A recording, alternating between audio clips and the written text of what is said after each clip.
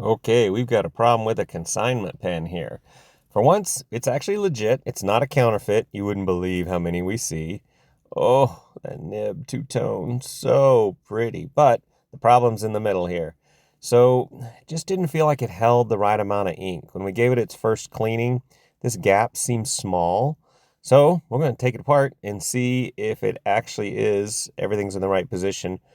Now, I can tell something's not right because the wrench doesn't fit. Don't scratch the brass. Make your pressure kind of upward. Find there's a little hole on each side. Get that to seat. Then drop your tail cap down in there to hold the wrench in place.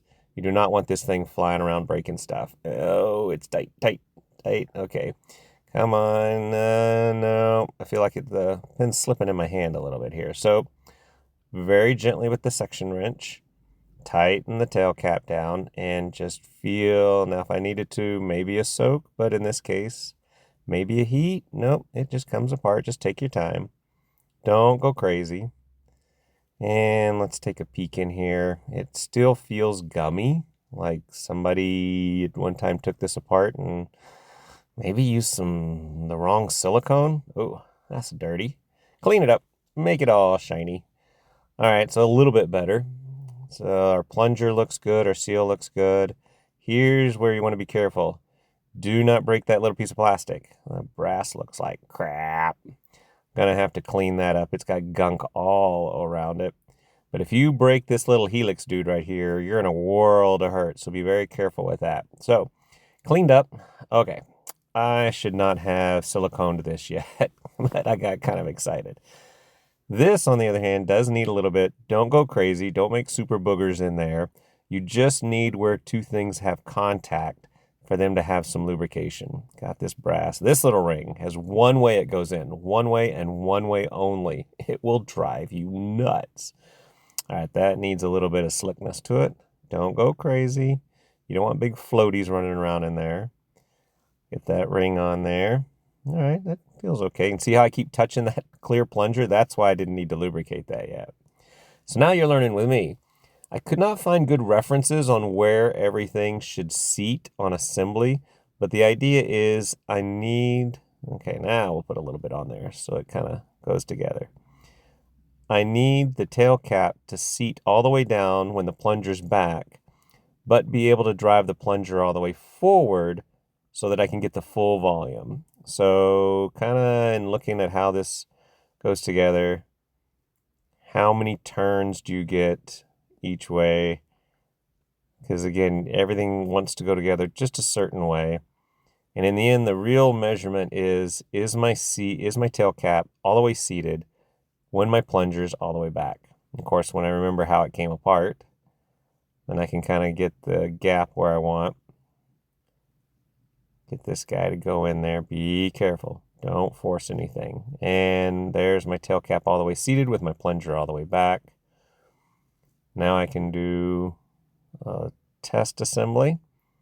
See if this goes together. Get that ring, that silly ring. All right, tail cap's all the way down, which makes the plunger all the way back. And now when I spin the tail cap out to drive the plunger forward, the plunger goes all the way looking through the window. Plunger goes forward, tail cap comes back. So, and now, yeah, let's see if the wrench, oh, so much more room. So much nicer. All right, spin the tail cap down again to hold the wrench. That kind of clamps it in place. And now, finally, I can assemble this thing. And now is when I can actually give this the lubrication it needs with the silicone. Again, no craziness. You don't want floaty chunks of silicone in your ink. And then a little bit around the threads here. If any ink was to get past the plunger, this is what would help seal it. So you're not trying to glue the pin together in this case. You want to make it go together and you want to make it seal. There we go. Go together nicely. Watch that ring. Make sure it seats properly. Didn't fall off during this whole adventure. I really should have had the cap on here. I don't like handling loose nibs floating around in the air like that. So now we got to figure out if it actually worked. So we got a little ink goblet here for getting that last bit of ink out of a bottle. We've got our pen. And we've got some water with a known, so a volume test is one way to do this. So we're going to put 3 mils of water in, and then I'm going to do another 3 mils, so for a total of 6.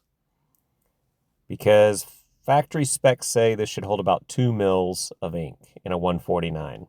So pull my plunger all the way back, go in, got my window there, make sure it actually sucks the water up, which tells me I have a good seal on everything. And if I wanted max capacity, I would blow bubbles back out, flip it over, tap it, blow the bubbles out, refill it, but I'm going to treat it like a normal person would. Just give it one good fill. And now let's take the remaining water back out and see how much we got. So there's 3 mils back out, and the big test, and what do we got left? About 1. All right, so 2 mils in there by volume. Now we're going to do it by weight. So 0 the scale with the pin on it. It says I'm negative 22 mils. So I'm going to now fill it with water and put it back on the scale, and 2 mils. All right, same as volume. Let's do it again just to be sure. I'm going to get rid of everything that's in there. Going to suck the water back up, and we're going to see what it comes out at. Well, 2 mils. Ready to sell at Pinchetta.